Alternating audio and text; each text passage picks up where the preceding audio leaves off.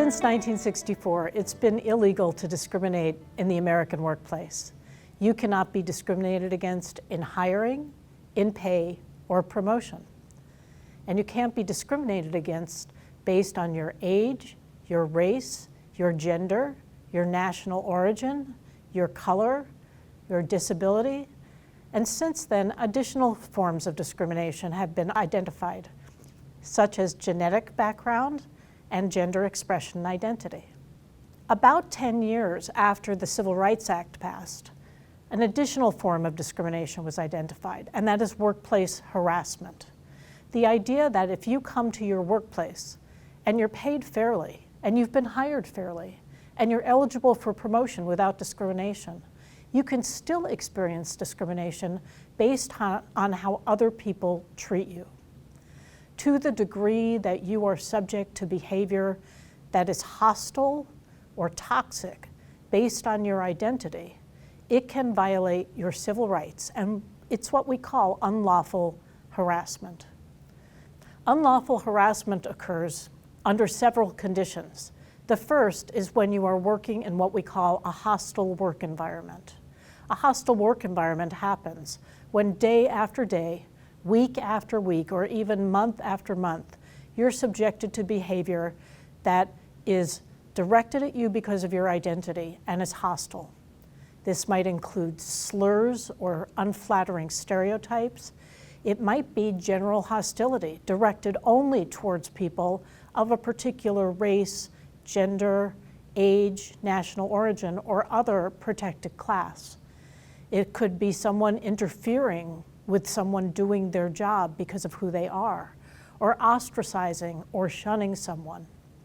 When that happens with some degree of frequency or intensity, when it is unwelcome, it can accumulate to create a hostile work environment when an individual's ability to do their job is compromised. When this happens, it violates their legal right to a workplace free of discrimination. Another form of unlawful harassment is sexual harassment. Sexual harassment has two forms. One is the hostile environment, as we just described.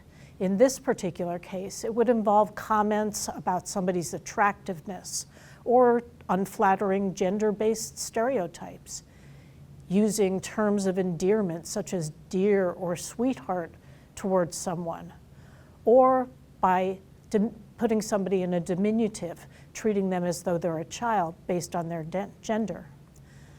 Sexual harassment also includes unwelcome sexual advances. That can involve a threat or a promise, such as if you sleep with me, you'll be safe here, or if you sleep with me, I'll promote you. It can involve threats. If you don't sleep with me, I'll make your life miserable. This kind of harassment is what we call quid pro quo sexual harassment, and it's considered to be the most serious form of unlawful harassment, and almost certainly results in very serious consequences, including termination. If you feel that you're being subject to unlawful harassment, your first response must be to report it to your employer. Your employer should have a policy that tells you how to do that.